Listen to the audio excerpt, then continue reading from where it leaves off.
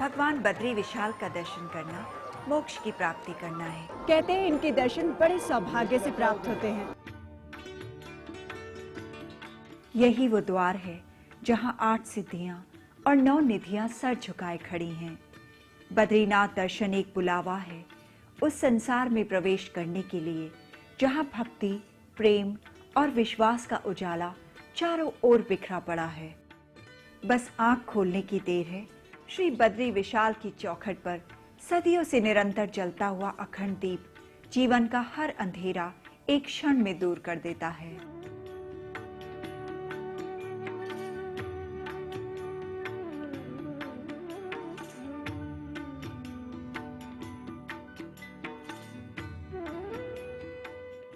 भगवान विष्णु की इस नगरी में पुण्य ही नहीं, मन का वो सुख और शांति भी मिलती है जो शायद कहीं और न मिले।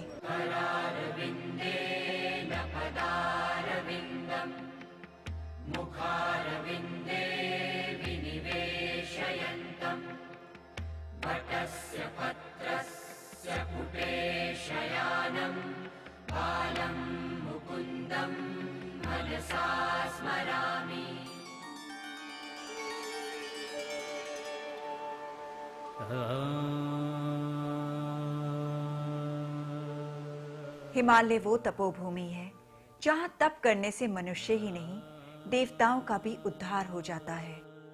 ये उस सतयुग में भी सत्य था जब भगवान विष्णु ने स्वयं नारायण के रूप में यहाँ तपस्या की थी, और इस कलयुग में भी सत्य है जब मोक्ष की इच्छा रखने वाले अनगिनत भक्त बद्री का आश्रम का दर्शन करके तर जाते हैं। बद्रीनाथ धाम के दोनों ओर नर और नारायण पर्वत एक साक्षी की तरह खड़े हैं और उस युग की कथा सुना रहे हैं जब नर और नारायण नाम के 2 ऋषियों ने इस धरती पर तप किया था। नारायण ऋषि स्वयं भगवान विष्णु का रूप थे। देवी लक्ष्मी ने भगवान विष्णु को धूप से बचाने के लिए खुद को बद्री यानी बेरी के वृक्ष के रूप में बदल लिया। जब तक भगवान तपस्या करते रहे, देवी अपने नाथ भगवान विष्णु को छांव देती रही। इस तरह भगवान विष्णु की तपस्थली बद्रीनाथ के नाम से जानी गई। नारायणः प्राणोदात्त शक्तिः मध्यं दिने विष्णुररीन्द्रपाणि। यही वो दिव्य स्थान है जहां पहुंचकर बीते हुए जीवन का हर क्षण शुभ हो जाता है और आने वाले जीवन का हर क्षण हरि प्रेम के रंग में रंग जाता है। बद्रीनाथ धाम में पग पग पर वो पावन स्थान है जहां देवताओं और ऋषियों की वाणी आज भी गूंजती हुई महसूस होती है। 4 वेदों और 18 पुराणों के रचयिता श्री वेद व्यास की गुफा भी इसी देवभूमि पर है। जपे विनियोगः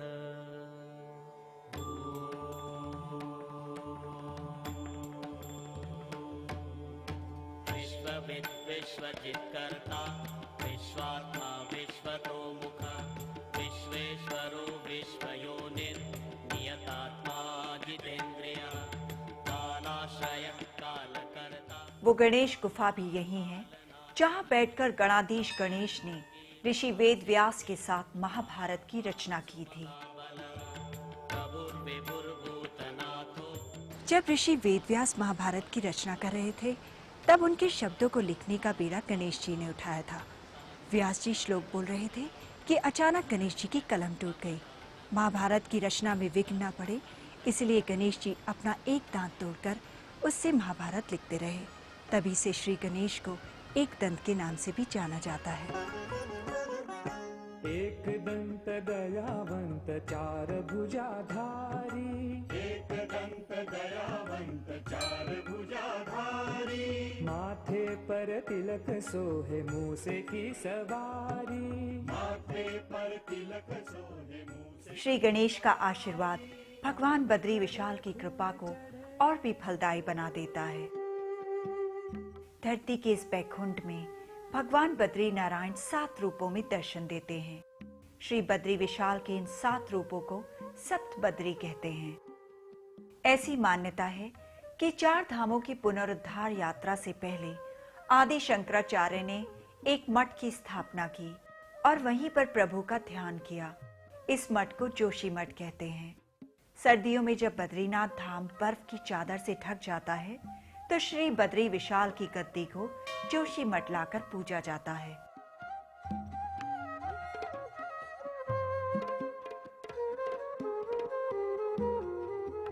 इस मंदिर की स्थापना आदि गुरु शंकराचार्य ने 2500 वर्ष पहले की थी। प्रहलाद के कहने पर भगवान नरसिंह ने अपने सौम्य रूप में दर्शन उन्हें यहीं दिए थे। जय जगदीश इस धरती को हिरण्यकश्यप राक्षस के अत्याचारों से मुक्त कराने के लिए भगवान विष्णु ने नरसिंह का अवतार लिया था।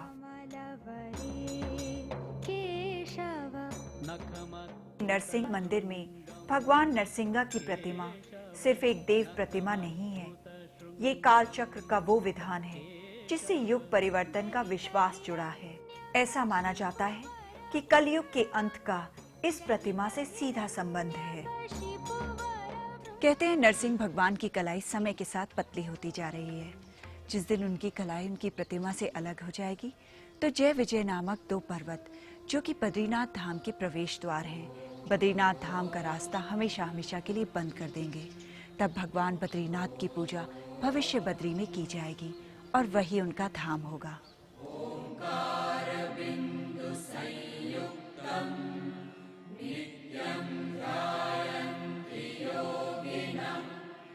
कामदं मोक्षदं चैव